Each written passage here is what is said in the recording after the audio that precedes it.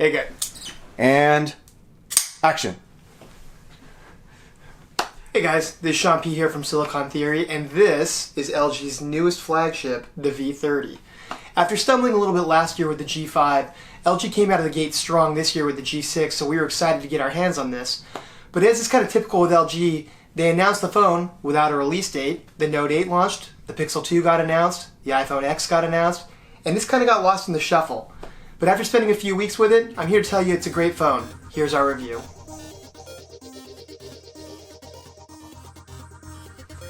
So what do I like best about this phone? Well, quite a lot actually, so I'm going to lump it all into one category and say the hardware. LG's come a long way as far as design's concerned. They moved to this 18:9 screen aspect ratio earlier in the year with the G6 and continue the tradition with the V30.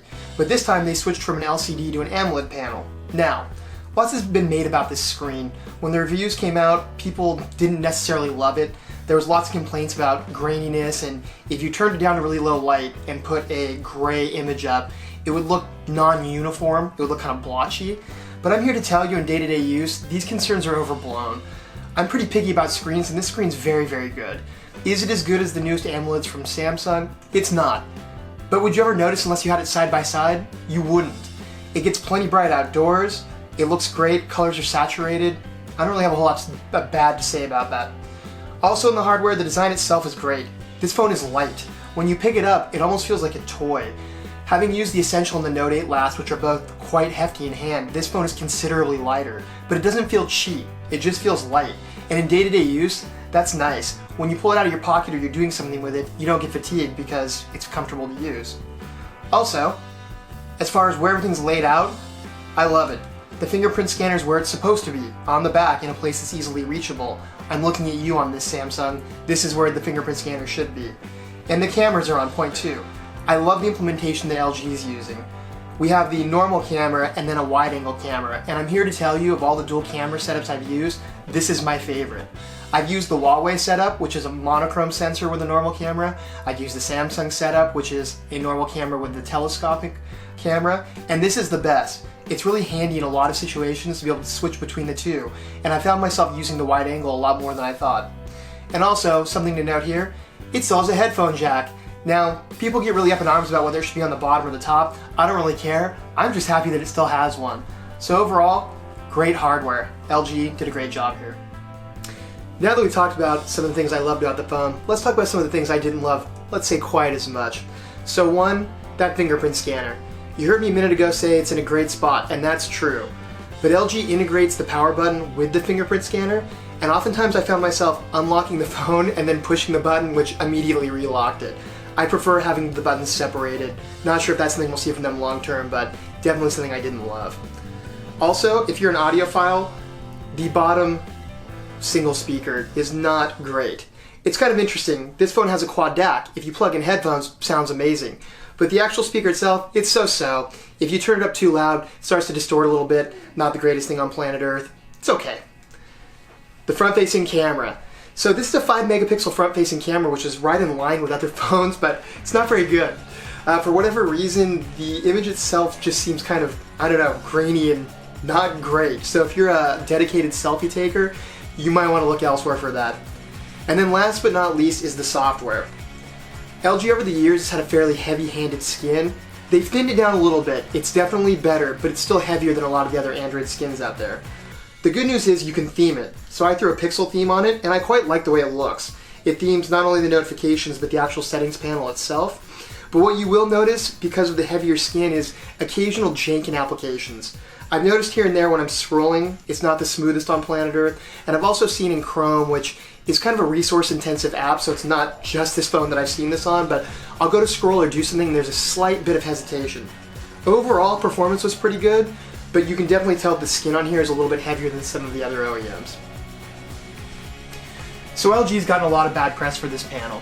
Ars Technica and Android Police specifically had pre-production units that when put at a really low brightness and you pulled up like a gray image would look blotchy. So instead of looking at uniform color, things looked, well, blotchy in nature. They also complained of graininess when you're looking at text and in some colors. I don't know if we got a better panel or LG has just fixed some things, but I didn't run into any of those issues here. When you're looking at something like the settings, everything looks fine. The white's white, everything looks evenly distributed, colors are punchy. As far as the calibration is concerned, LG dials it down cool so whites can look a little bit bluish, but I actually like the calibration. I find when images are too warm, things start to look yellow, so I prefer what LG's done here. When you're looking at the home screen here, you can see colors are very punchy. Blues are blue, reds are really red.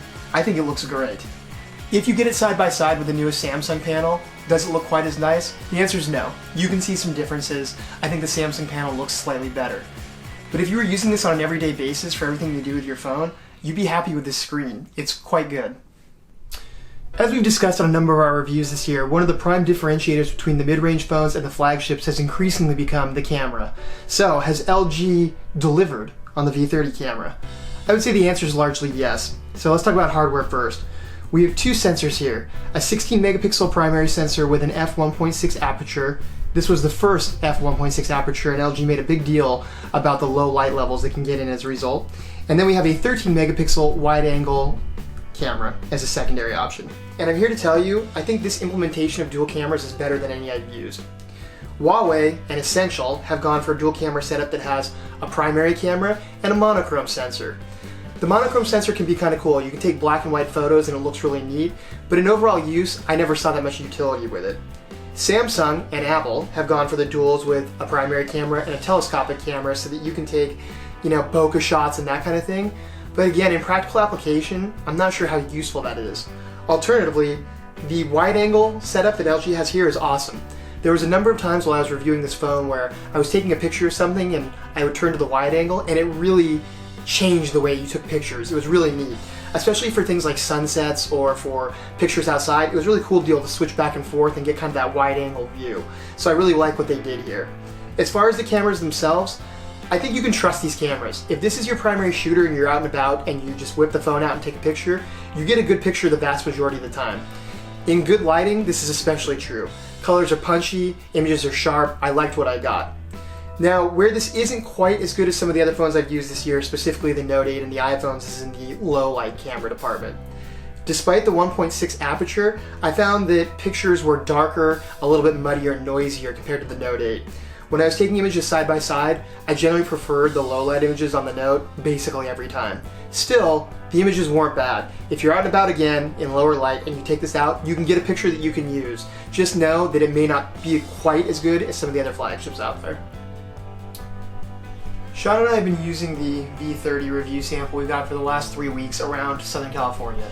So that includes time in Brea, Placentia, Tustin, and Santa Ana. The review unit that we were sent, and we want to thank LG for sending us the review unit, is a Sprint variant. Typically when we review phones, we're using T-Mobile variants. So side by side, it was hard to compare signal quality because we had two different carriers. I will tell you this, my work in Tustin is a cell phone black hole for both T-Mobile and for Sprint. When I had the phones side by side, my Note 8 and the V30, and I looked at signal strength, they were largely the same. That is to say, not great. So as a consequence of that, battery life has also been somewhat middling on this phone. It's difficult to say though whether that's the phone's fault or it's the fact that it's always searching for Sprint signal.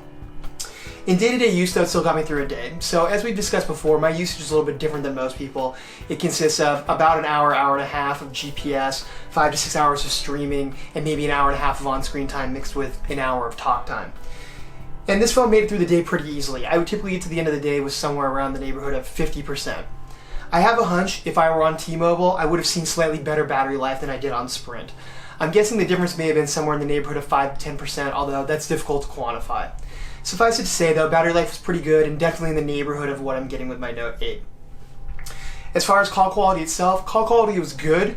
As I said, signal was not always great, but when I was talking to people, voices were crisp, and overall, again, I would say it's on par with the iPhone that I use on a daily basis and my Note 8, so good job, LG.